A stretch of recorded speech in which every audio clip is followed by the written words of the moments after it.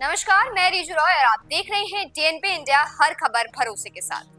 भारत और पाकिस्तान के बीच पानी को लेकर एक बार फिर से तनाव बढ़ता दिखाई दे रहा है।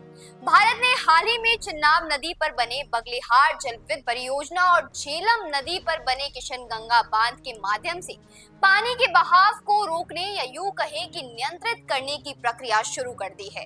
इससे दोनों देशों के बीच दशकों पुरानी सिंधु जल संधि को लेकर नया विवाद खड़ा हो गया है।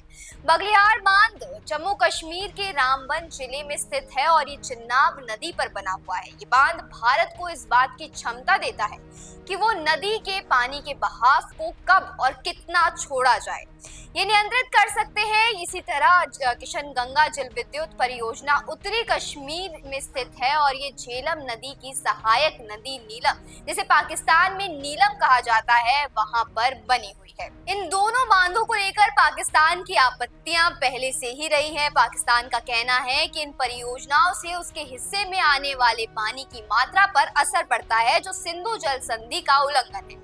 भारत और पाकिस्तान के बीच सिंधु जल संधि वर्ष 1960 में विश्व बैंक की मध्यस्थता से हुई थी। इस संधि के तहत भारत को सिंधु, झेलम और चिन्नाब नदियों के जल का सीमित उपयोग करने की अनुमति दी गई थी, जबकि पाकिस्तान को इन नदियों के जल के बहुमत हिस्से का अधिकार दिया गया था। इसके बदले में भारत को व्यास, रावी और सतलुज नदियों का पूरा जल उपयोग करने का अधिकार मिला था। ये संधि अब तक दोनों देशों के बीच पानी के बंटवारे को लेकर विवादों को रोकने में सफल रही है, लेकिन हाल ही घटनाओं से इनमें दरार आती दिखाई दे रही है। हाल ही में जम्मू कश्मीर के पहलगाम में हुए एक भयानक आतंकी हमले में 28 लोगों की जान चली गई, जिनमें अधिकांश पर्यटक थे। इस हमले के बाद भारत सरकार ने सिंधु जल संधि को निलंबित करने का निर्णय लिया है। सरकार का कहना है कि जब तक पाकिस्तान की जमीन से आतंकवाद पनपता है और भारत पर हमले होते हैं, तो ऐसे में पानी को लेकर बनी सहमति पर अमल करना मुश्किल हो जाता है।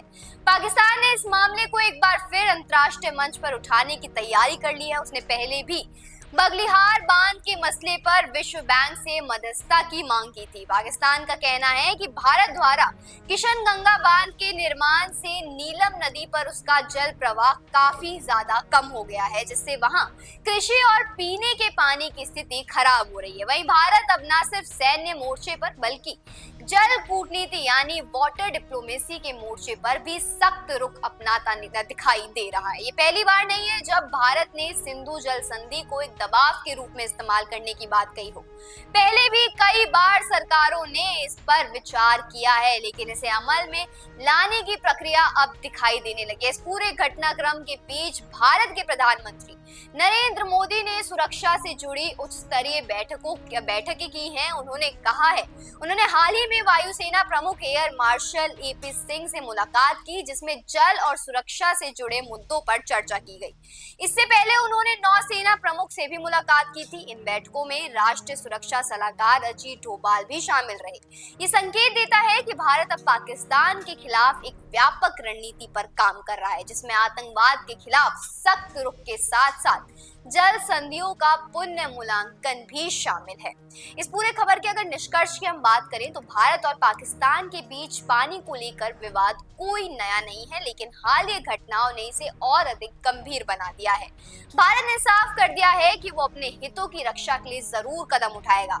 वहीं पाकिस्तान अंतर्राष्ट्रीय मंचों का सहारा लेकर इस पर आपत्ति जताने की कोशिश करेगा। आने वाले समय में ये देखना दिलचस्प होगा कि सिंधु जल संधि पर बनी सहमति कायम रहती है या ये विवाद और गहराता है। ऐसे में क्या कुछ आगे होता है, इसका करते हैं इंतजार। इस वक्त के लिए सिर्फ इतना ही। देखते रहिए डीएनपी इंडिया, हर खबर भरोसे के साथ।